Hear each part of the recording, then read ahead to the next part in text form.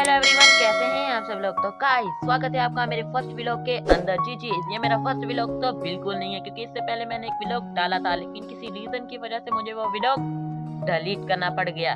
कोई नहीं, आप इसे ही मेरा फर्स्ट व्लॉग समझ लो।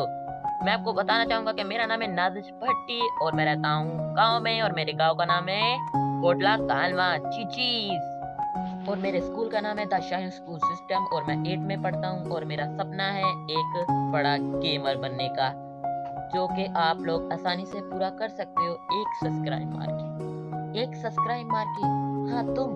तो गाइस, आज के व्लॉग में इतना ही, मिलेंगे नेक्स्ट व्लॉग में। तब तक के लिए बाय बाय। तो प्लीज जो चैनल पर नया है, चैनल को सब्सक्राइब कर दो, वीडियो को लाइक कर दो।